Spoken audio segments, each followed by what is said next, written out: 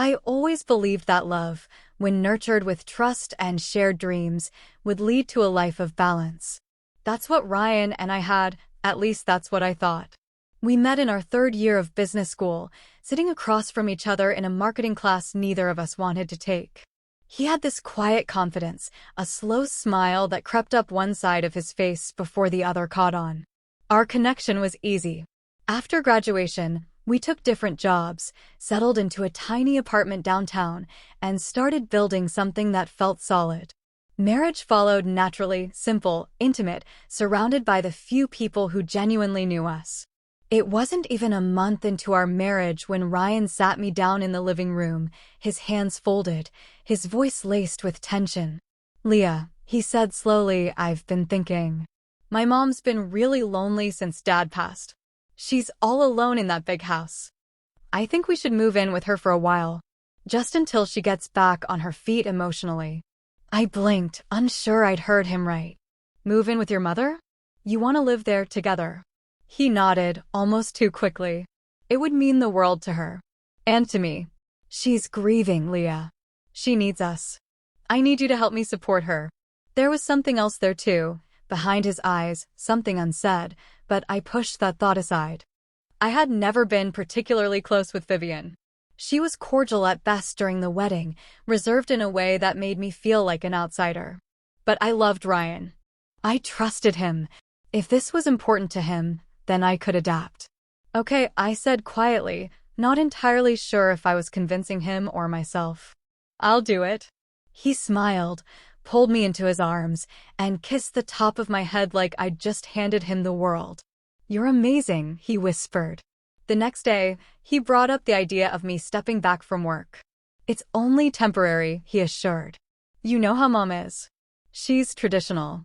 She'll warm up faster if you're more available during the day. It'll make the transition easier." That part hit harder. I had just landed a position I was proud of, working in finance at a firm where I could actually see a path upward. My income wasn't massive, but it was mine. Still, Ryan was insistent, and I, foolishly in love, naively confident in our bond, agreed. I handed in my notice the following week, boxed up my belongings, and traded our small downtown apartment for a room in his mother's sprawling but cold house in the suburbs. It felt surreal walking into that house with my bags. Vivian stood stiffly at the top of the stairs, arms folded, dressed in a sharp navy blouse as if she were attending a board meeting.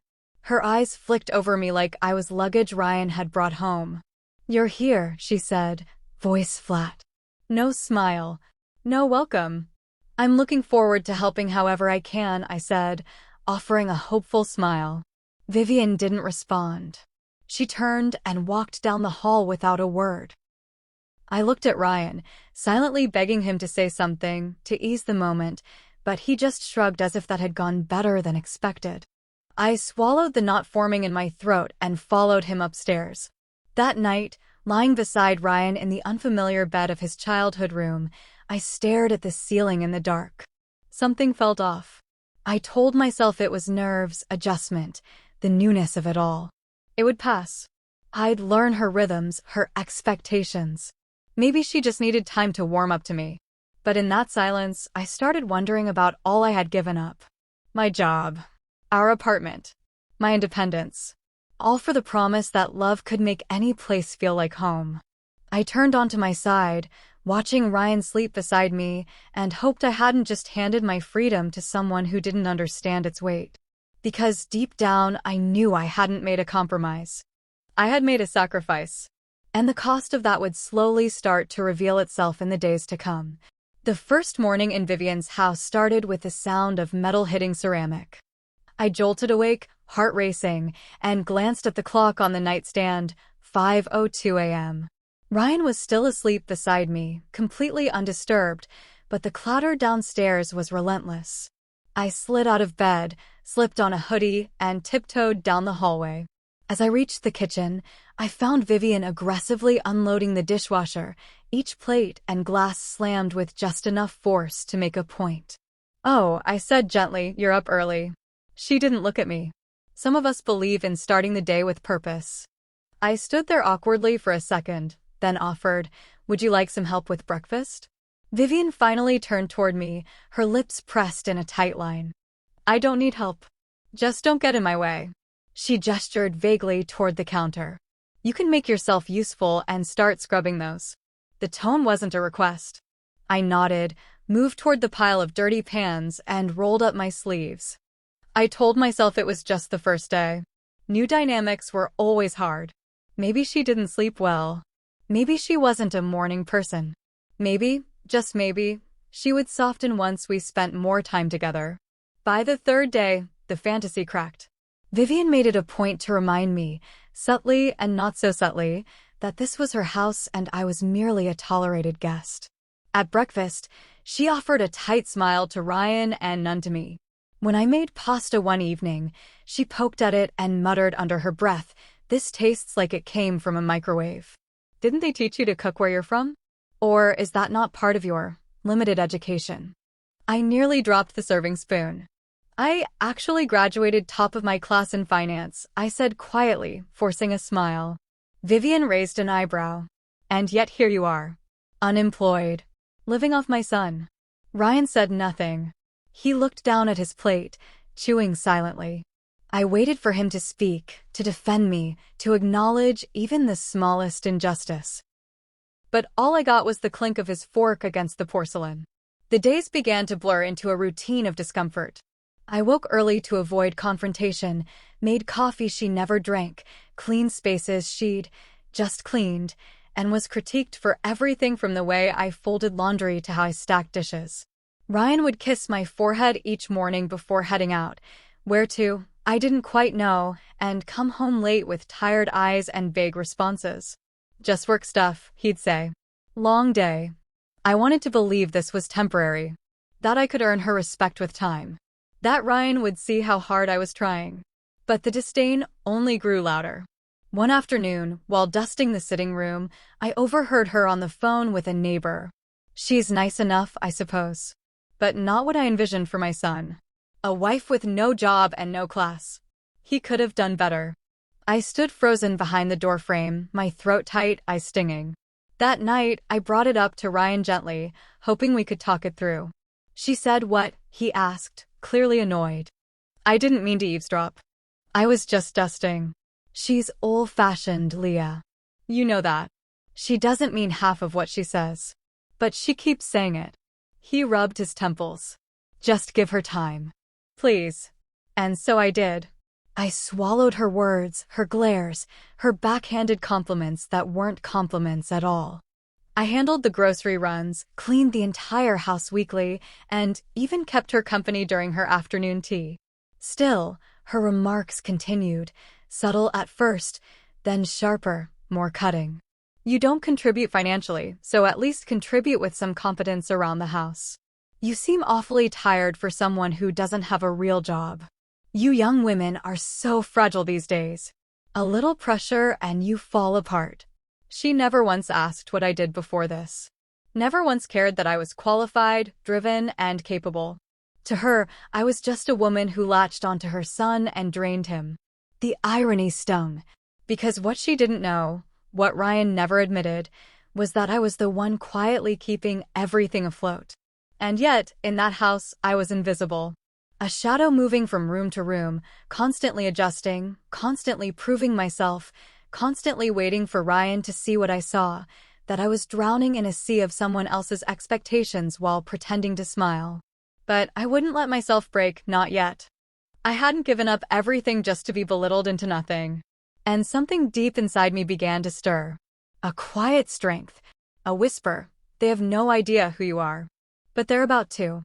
It was raining the day I found out the truth. I remember it vividly, not because the skies opened up with dramatic flare, but because there was a quiet irony to the weather. Vivian had just criticized me for folding the towels, like a child, then muttered something about how some women don't belong in a real household. I didn't respond. I'd grown numb to her jabs.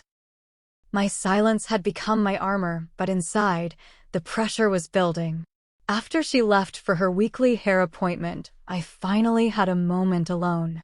I made myself tea, sat down at the kitchen table, and opened my laptop. The portfolio I'd been managing had done remarkably well over the past 3 months, something Vivian would never believe. To her, I was a burden. To reality, I was the one keeping this house from falling into financial collapse. The first time I made a trade was out of desperation. I'd sold a few stocks from my personal savings, just enough to cover groceries and bills when I noticed Ryan was starting to avoid the topic of money. He claimed he had transfers pending and paychecks delayed. That was 3 months ago. Since then, my cautious investment had grown into something far more significant, $50,000 a month in profit and rising. I hadn't told anyone, not even Ryan. But that afternoon, something shifted. As I reviewed the portfolio, I decided to finally log into our joint bank account, something I hadn't done in weeks. My heart skipped as I noticed there hadn't been any deposits from Ryan's supposed job. None. Not for at least 5 months. At first, I thought it was a mistake. Maybe he changed accounts. Maybe it was a temporary lapse. But the transaction history painted a different story. Grocery purchases in my name. Utility bills auto-paid through my own contributions. Rent money that never came from him. My hands trembled as I clicked further. Ryan hadn't lost his job recently. He'd lost it months before we moved in with his mother. And he hadn't told me. My first reaction wasn't anger. It was betrayal. The man I loved, the man I gave up my career and apartment for, had lied to me while letting his mother believe I was dead weight. Vivian's sneers, her constant reminders that I was jobless and useless, he let them slide. No, worse. He allowed them to flourish under false pretenses. I closed the laptop and sat still, the rain outside drumming steadily against the window. I could hear Vivian's voice in my head, like a sour echo. Living off my son, but I wasn't living off anyone. I was the reason the lights stayed on in this house. I was the reason there was food in the fridge, gas in the tank, and bills paid on time. He knew. He had to know. I confronted him that evening as he walked in, shaking water off his coat. He looked surprised to see me waiting in the living room, my laptop open beside me. "Hey," he said, trying to sound casual, but his eyes darted toward the screen. "What's up?" "I logged into the bank account today," I said softly. He froze. Just slightly. But I noticed. "And?" he asked, voice too even. "You haven't been paid in 5 months, Ryan. When were you going to tell me?" He let out a breath, ran a hand through his damp hair, and sank onto the couch. "I didn't want to worry you." "Worry me?" I laughed, but there was no humor in it. "You let your mother humiliate me, Ryan. You let her believe I was a freeloader while you stood there and said nothing." "She wouldn't have understood," he muttered. "She already thinks I made a mistake marrying you. If she knew I lost my job." "So you threw me under the bus instead?" My voice cracked, sharp and trembling. "I gave up everything to be here. I've been paying the bills, Ryan. I've been trading. Investing. I've built something while being mocked every day in this house. And you said nothing." He looked up at me then, and there was guilt in his eyes, but also fear. "I didn't think it would go on this long. I kept hoping something would come through. I thought I could fix it before it became a problem." "It already is a problem," I said. "Not the job. The silence." I didn't yell. I didn't need to. My calmness hit harder than any shouting ever could. He had nothing to say. Nothing that would undo the months of pain, the isolation, the way he'd let me carry both the weight of our survival and the shame of false appearances. That night, I couldn't sleep. I stared at the ceiling again, same as I had on our first night in this house, but this time, I felt something different. Not confusion. Not sadness. Clarity. I wasn't the helpless wife Vivian imagined. I wasn't even the naive newlywed I had once been. I had built something in the shadows, sustained a household without recognition, and held my dignity together with trembling hands. And now that I knew the truth, I couldn't unsee it. I deserved more than a love built on secrets and silence. I deserved to be seen for everything I was. Every morning began the same way, Vivian's sharp voice echoing down the hallway, the clatter of dishes, the heavy scent of judgment mixed with the coffee I brewed. I moved through her house like a ghost in a place I was never meant to exist. She didn't need to say she hated having me there. She showed it with every glance, every scoff, every carefully chosen word designed to tear me down in the most civilized way possible. And still, I stayed. I told myself it was for Ryan. For the man I married. The man who had once looked at me like I was the answer to a question he hadn't known he was asking. But somewhere between his lies and his silences, that gaze had dimmed. He saw me, but he didn't really see me anymore. Or worse, he saw me struggling and chose to look away. Vivian's cruelty was relentless. I could predict her insults like clockwork. If I made eggs, they were overcooked. If I did laundry, she would redo it with a sigh about standards. If I tried to help her with anything, she reminded me I was not a maid, just useless. Once, she called me uneducated while flipping through her old university yearbook, as if my degree meant nothing. As if my business acumen, my financial independence, my silent sacrifice were invisible to her. What she didn't know was that I was the one keeping her house running. I paid every bill, gas, water, electricity, internet, quietly, without acknowledgement. I had the money. My trades had continued to thrive, and each week I watched my accounts grow while I let her believe I was nothing. Because confronting her would mean exposing Ryan too. And as much as I was drowning in disappointment, I couldn't bring myself to humiliate him. I wasn't protecting him so much as I was protecting the idea of us, even if that idea was already falling apart. The days bled together. I started talking less, retreating into myself. There were times I'd catch my reflection in the hallway mirror and barely recognize the woman staring back. She looked tired, like someone constantly bracing for impact. And that's what living with Vivian felt like, always anticipating the next hit. Ryan remained absent in every way that counted. He was physically there. Sure, he sat at the dinner table, slept beside me, occasionally offered weak smiles, but emotionally, he had withdrawn. He no longer asked how I was doing. He didn't seem to notice when I stopped eating with them and started taking my meals upstairs. The rare times I tried to bring up his mother's behavior, he shut down. "She's just set in her ways," he'd mumble. Or worse, "Don't take it personally." But it was personal. Every jab, every insult, every loaded comment, it chipped away at my confidence, my peace, my sanity. And no one, not even the man who vowed to love and protect me, lifted a finger to stop it. One evening, after a particularly cruel dinner where Vivian commented that some women just aren't cut out for marriage, I excused myself early. My chest felt tight. I went upstairs, locked the bathroom door, and turned on the faucet just to muffle my breathing. I stared at the sink, gripping its edges to ground myself. I didn't cry. I'd run out of tears weeks ago. What I felt now was something colder. Numbness. The kind that settles into your bones when you've been unheard for too long. I started keeping a notebook. Not for journaling, I wasn't trying to document my pain, but to remember who I was. Each morning, I wrote one truth about myself. I built my own financial portfolio. I graduated with honors.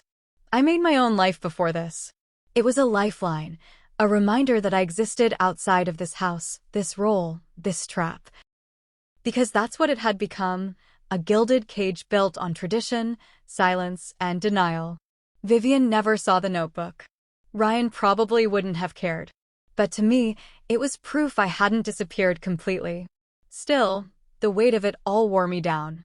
I began to experience headaches that lingered for days. I lost weight. I moved slower. Vivian noticed, but not in a way that led to concern. "You're looking pale," she said once. "I hope you're not planning to get sick. Some of us don't have the luxury of falling apart." I wanted to scream. Instead, I smiled tightly and said nothing. Because that had become my survival tactic, silence. Endure long enough, I told myself, and maybe it would get better. But deep down, I knew the truth. Nothing would change until I did something drastic. I went to bed that night with a knot in my stomach and a storm brewing just beneath the surface. I lay awake, Ryan snoring softly beside me, and stared at the ceiling yet again. Except this time, I wasn't confused or heartbroken. I was furious. I had given up everything for a life that demanded nothing less than complete erasure of who I was. And I had stayed, out of love and loyalty. But both those things meant nothing when you were being quietly destroyed by the people who were supposed to protect you. The silence was no longer comforting. It was suffocating. And I was done choking on it. It began like any other tense morning, the air in the kitchen already heavy with judgment before I even stepped in.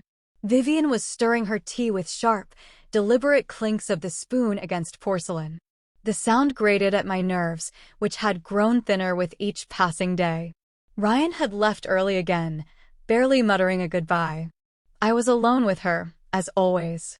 I moved toward the sink to rinse the pan I'd used to cook eggs, but before I could reach it, Vivian's voice rang out. "Don't leave grease on my cast iron again," she said coldly without even looking up. "You'll ruin it. Like you ruin everything you touch." I stopped mid-step. Her voice was so calm, so practiced in cruelty, it felt almost rehearsed. I took a breath and said nothing.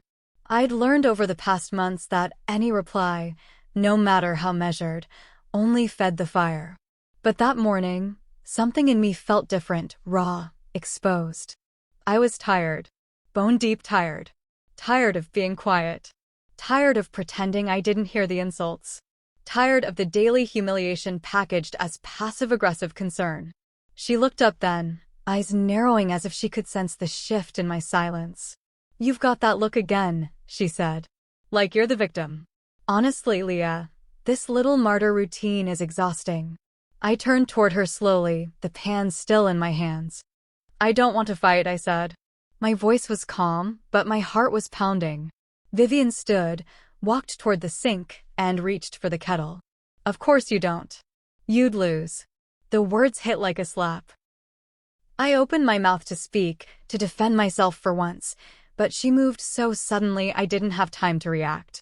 In one swift motion, she yanked the kettle off the stove and tilted it, hot water splashing across my forearm. I gasped, the sting immediate and sharp, and jerked back, nearly dropping the pan.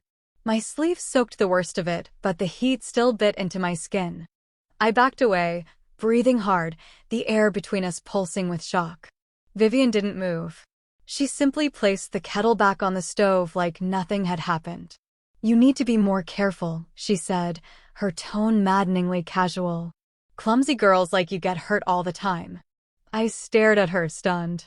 "You did that on purpose?"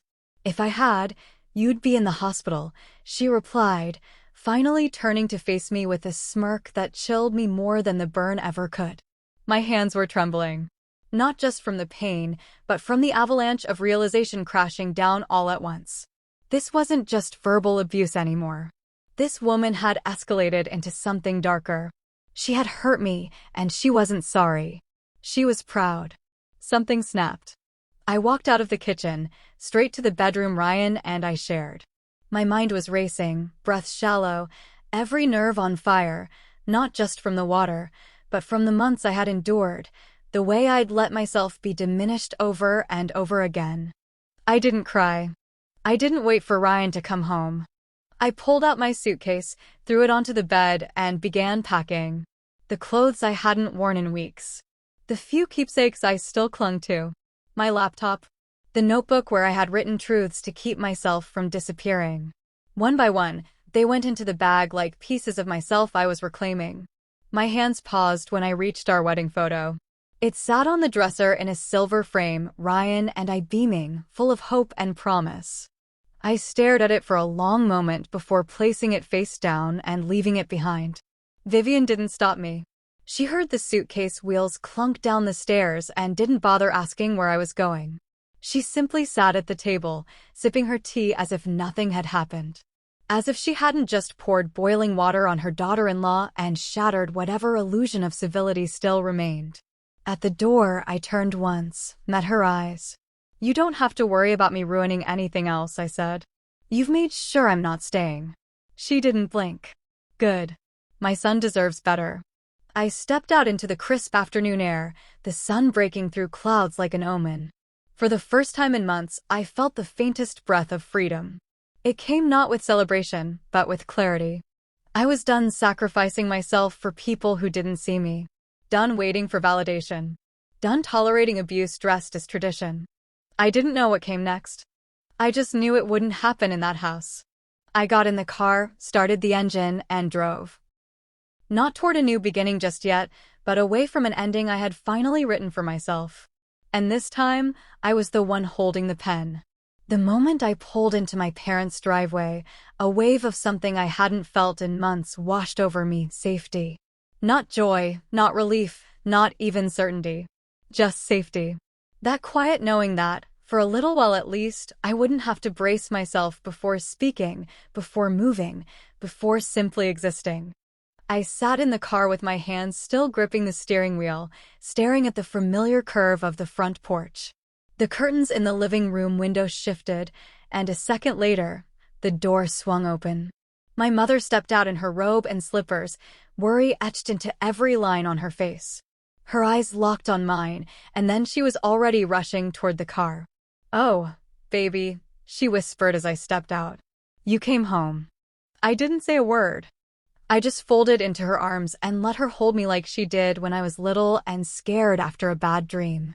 Except this time, the nightmare had lasted months, and I hadn't realized just how badly I needed to wake up until I stepped into her embrace. Inside, she brought me tea without asking and sat beside me on the couch while I stared blankly at the steam rising from the cup. I hadn't even told her what happened yet, but she didn't push. My father came in quietly from the garage, saw me wrapped in one of Mom's old quilts, and gave me a silent nod before sitting on the other end of the couch. It was their way of saying, "We're here. Whenever you're ready."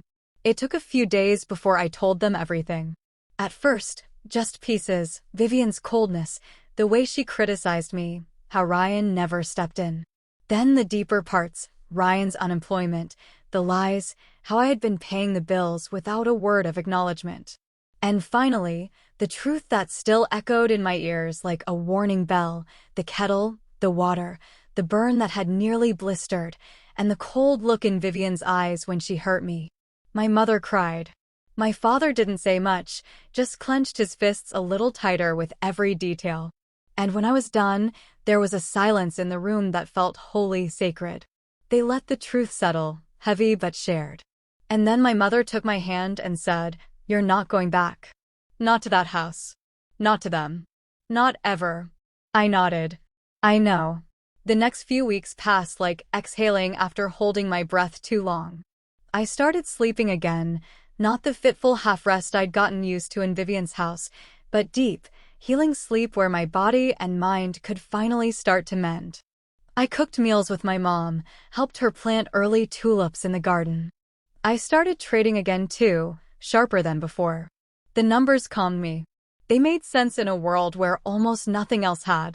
Ryan didn't call. Not at first. Not during the first week, when he surely noticed I was gone. Not during the second, when he must have seen the suitcase missing, the silence from my side of the bed, the absence of meals, laundry, warmth. But his silence didn't confuse me anymore, it clarified things. If he had truly cared, he would have been there the moment he realized I was hurt. He would have apologized the second I walked out that door. He would have shown up, not because I begged, but because he loved me. But he didn't. And that absence said everything I had been afraid to say to myself. He chose his comfort over my safety. And once I accepted that, something inside me clicked. I began thinking of divorce not as a threat or failure, but as a form of self-respect. A reclamation. I hadn't failed at marriage. I had survived a betrayal cloaked in indifference. And now I was choosing myself.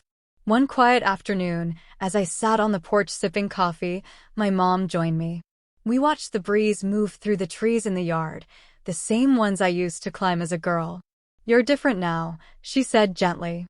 I glanced at her. "In a bad way?" She shook her head. "No. In a way that says you're done apologizing for things that were never your fault." I smiled, but it was bittersweet.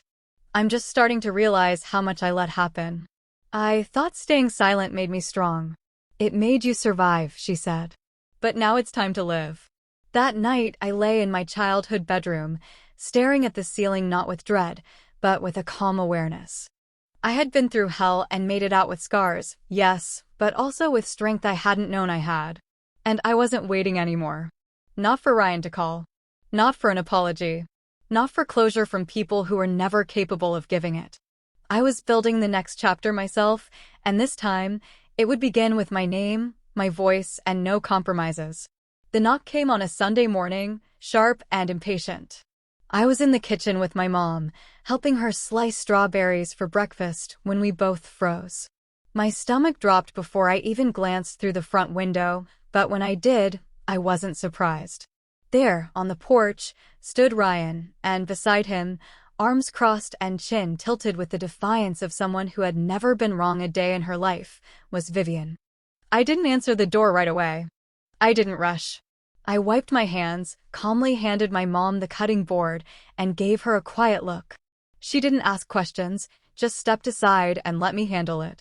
The weight of that moment settled on my shoulders as I walked to the door, pulled it open, and came face to face with the two people who had once been my world.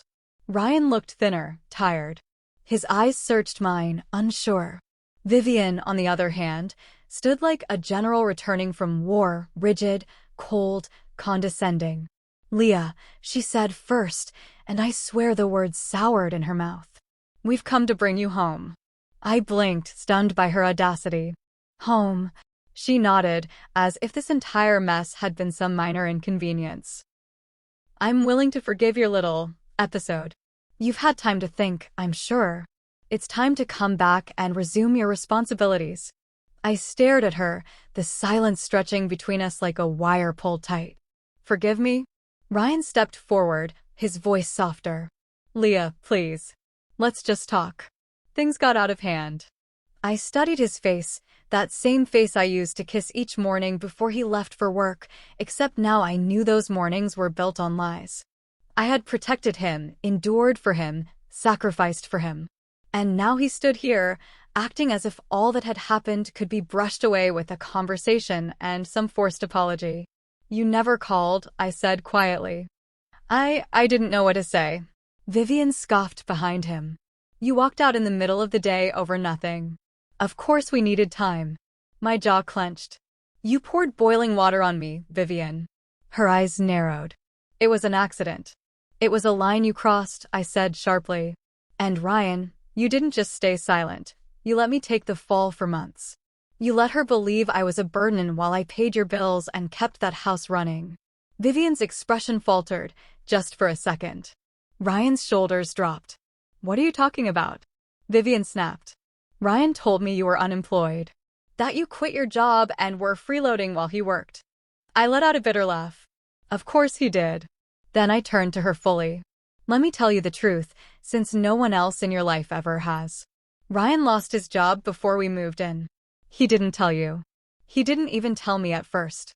I only found out after I'd been paying the bills out of my own investment income, money I earned, trading stocks I picked. I've been making 50 grand a month, Vivian. While you called me lazy and jobless, I was the one keeping your lights on." She blinked rapidly, color rising in her cheeks. "That's ridiculous."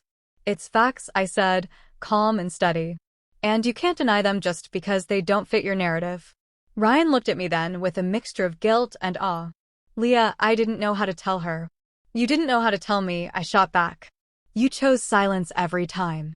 And silence is just another form of betrayal when someone you love is being destroyed right in front of you." Vivian took a step forward, as if still trying to salvage the upper hand. "Well, if you've been making so much, you can come back and—" "No," I interrupted, my voice like ice. "I'm not coming back. I'm not giving you another chance to tear me down and call it tradition. I came here today to tell you that I'm done." I stepped inside briefly and returned with a manila envelope. Inside were divorce papers signed and dated. Ryan stared at it as I held it out. "I don't want your money," I said. "I don't want revenge. I just want peace. And you're not part of it anymore." He took the envelope with a shaking hand. "Leah."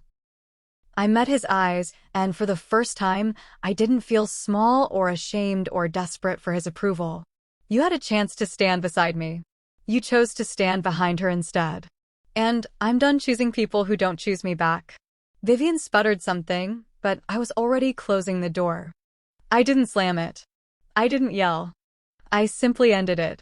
And when the door clicked shut, I didn't feel regret. I didn't feel loss. I felt free. I sat at my parents' kitchen table the next morning, watching the sunlight spill across the tiles, warming the space in a way I hadn't felt in months. The air here was different, free of bitterness, free of control.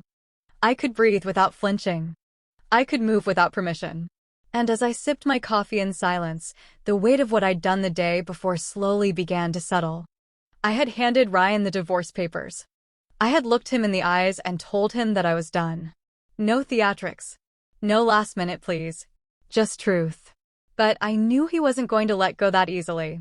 By noon, my phone buzzed with his name. I didn't answer. A text followed. Please, Leah. We need to talk. Just once more. I stared at it for a long time before responding. One conversation. That's it. We met at a quiet cafe near the park. I chose the spot intentionally, public, neutral, and far from the echoes of his mother's disdain. When I arrived, Ryan was already sitting at a corner table, nervously tapping the edge of his coffee cup. His face lit up slightly when he saw me, but it faded when he realized my expression hadn't changed. You look good, he said softly. Thanks, I replied, sitting across from him. For a few moments, neither of us spoke. I could tell he was trying to find the right words, but I wasn't there for hesitation. I needed clarity, and I wasn't afraid of what it would look like anymore. I read the papers, he finally said. You really signed them. I did. He exhaled slowly, nodding. I guess I shouldn't be surprised. You shouldn't, I said. You watched me break in that house, Ryan. You saw me carry everything: finances, chores, dignity, and you let your mother rip me apart because it was easier than standing up to her. I was scared, he admitted, his voice small. I didn't want to disappoint her, and I didn't know how to tell you about the job. It felt like everything was falling apart, and I couldn't fix it. You didn't have to fix it, I said. You just had to be honest. We could have gotten through anything together. But you left me alone in every way that mattered. He looked down, his fingers curling around his cup. You're right. I failed you. But I love you, Leah. I always have. It should have made my heart twist. Once it would have. But now, all I felt was a soft ache, like remembering a song I used to love that no longer stirred anything inside me. I believe you loved me, I said gently. But love without action, without protection, without respect, it's not enough. You chose your mother's approval over my well-being. And that's not a marriage I want to return to. His eyes glistened, but he didn't speak. I don't want compensation, I continued. No alimony, no settlements. I've rebuilt myself without you. I don't need anything except my freedom. But we built something, he said, desperate now. We had plans. We built it on uneven ground, I replied. And the moment it cracked, you walked away. So now, I'm building something else. Something solid. For me. He swallowed hard and nodded slowly. So that's it? That's it. He stood, like he couldn't bear to sit another second. I hope one day you'll remember the good parts. I will, I said. But I won't let them erase the truth. As he walked away, I felt the strangest combination of peace and sadness. Not regret, but the kind of sorrow that comes from knowing something is truly over. I stayed seated for a while, sipping the rest of my coffee as a gentle breeze swept through the open windows. And when I stood to leave, I didn't look back. The following day, I filed the divorce papers myself. I went to the courthouse, dressed simply, confidently, and handed over the documentation with steady hands. There was no ceremony, no drama. Just closure. The clerk stamped the final page and said, "It'll be processed within the month." I nodded, thanked her, and walked out into the bright afternoon sun.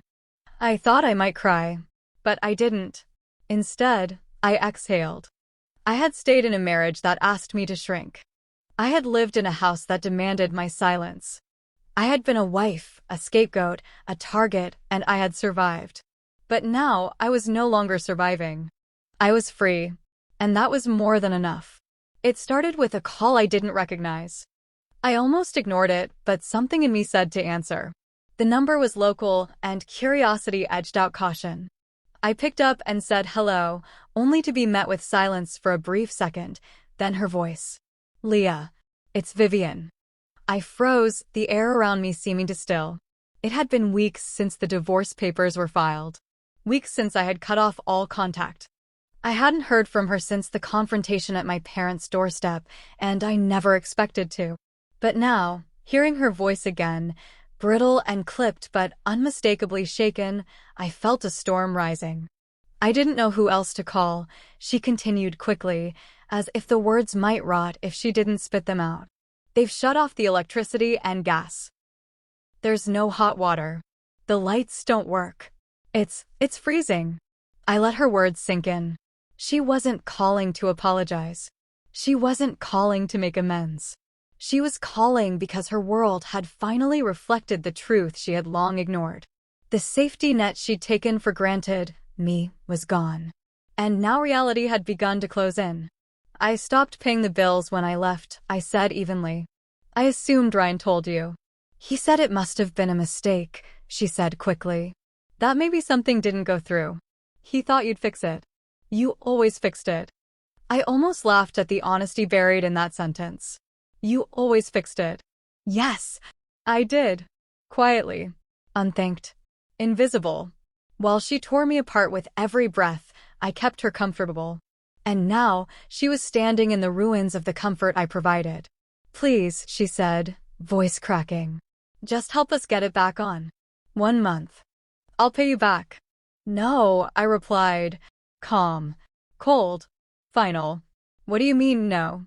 Her tone shifted instantly, the way it always had when she didn't get her way. You can't just. I can, I interrupted. And I am. I don't owe you anything, Vivian. Not after what you did to me. Not after what you let happen. You made it very clear what you thought of me. Remember? You said I was useless. Lazy. Uneducated. A burden. So now, without me, you'll get to see what that actually looks like. She went quiet on the other end. But I wasn't done. I cooked for you. Cleaned your house. Paid your bills. Protected your son's pride while he let me take the blame for everything.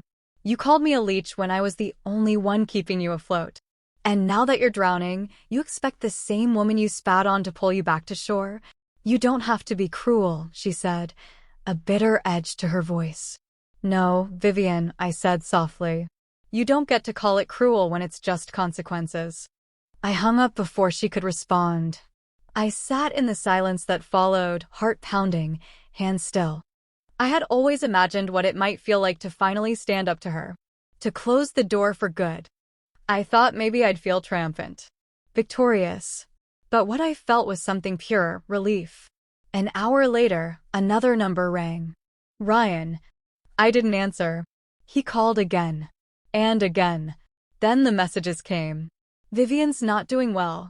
She's cold. Scared. We don't know what to do. Can we talk? Leah, please. Just help her. Help us. I stared at the texts as if they were written in a language I no longer understood. I didn't feel guilt. I didn't feel temptation. I felt clarity. I blocked Vivian's number first. Then I blocked Ryan's. I sat back, exhaled, and closed my eyes. The quiet was beautiful. No more desperate calls. No more burdens placed on my shoulders without thanks. Just peace. Later that evening, I took a walk. The air was crisp, the kind of chill that stings in the best way, reminding you you're alive. I wandered through the familiar streets of my childhood neighborhood, my hands tucked in my coat pockets, my head finally clear. I passed a mother walking with her daughter, the little girl giggling as she skipped along the sidewalk. I passed a man on a bike, whistling a tune I couldn't place. And I smiled, because for the first time in what felt like forever, the world wasn't heavy. I wasn't carrying anyone else's weight anymore. Just my own. And that felt like flight. When I returned home, my mother was watching a movie in the living room, a blanket wrapped around her legs. She looked up as I entered, her expression soft. Everything okay? She asked. I nodded. Yeah. I blocked them. She smiled gently. Good. We didn't need to say more. She knew what that meant. What it had taken to get here. What it meant to choose peace over obligation. Self-worth over history. That night, I slept like a woman unchained. No fear of the next morning. No dread of the past. Just breath. Just quiet. Just freedom. It started slowly, like the shifting of light through half-drawn blinds, subtle, then undeniable. Days stretched into weeks, and for the first time in what felt like years, I wasn't waiting for a shoe to drop. No more insults echoing down hallways. No more silence masquerading as peace. Just mornings where I could wake up without bracing myself. My body felt lighter, like I had been carrying bricks in my chest and finally set them down. The past still lingered, but it no longer consumed me. It had stopped defining me. I spent more time outdoors. Walks turned into jogs. I started reading again, not articles about markets or financial projections, but novels. Ones I'd missed while trying to keep my head above water. I filled notebooks with ideas, business plans, even dreams I once shelved in the back corners of my mind. The world, which once felt like a narrow hallway of expectations, suddenly opened up into something vast and wild. I didn't expect to meet Adrian. It wasn't romantic at first. We were two people in the same cafe on a rainy Thursday, both trying to escape the same late winter chill. I remember he smiled at me, not the kind of smile men used to offer me when they wanted something, but the kind that simply said, "I see you." I was seated near the window, laptop open, sipping an espresso and staring out at the sidewalk slick with rain when he asked if the seat across from me was taken. We talked for 2 hours that day. Nothing heavy. No expectations. Just books, music, food, the way rain made the world quieter. He was warm without being overwhelming, curious without being intrusive. There was something refreshing in the ease of it. I didn't feel like I had to shrink or soften myself to fit beside him. Our meetings became regular. Not planned, just recurring. Some mornings, we bumped into each other in that same cafe, and soon it became ours. Other times, we'd meet at the farmer's market or run into each other at the bookstore downtown. It was a slow unfolding. No rush, no pressure, just the steady rhythm of mutual respect.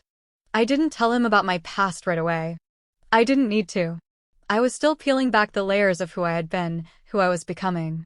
But when I finally did, when I told him about Ryan and Vivian and the version of myself I had to burn to escape, he didn't flinch.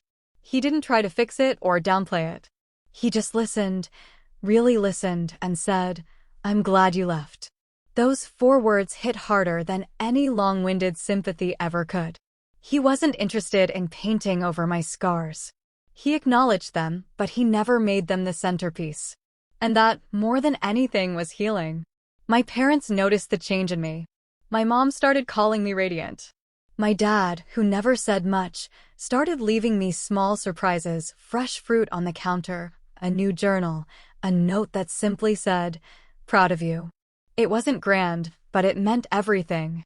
And me? I finally launched my own business, an online investment consultancy geared toward helping women manage and grow their finances independently. It took off faster than I expected. Maybe because it was born from something real. Pain transformed into purpose. Every client felt like a small revolution, one more woman who wouldn't have to ask permission to stand on her own feet. One evening, Adrian and I sat on a park bench, sipping chai from paper cups, watching the sun dip low behind the trees. "You ever think about what you would have told your past self?" he asked. I smiled, breathing in the crisp air. "I think I'd tell her it's okay to walk away. That peace isn't selfish. That love shouldn't cost you your voice." He nodded.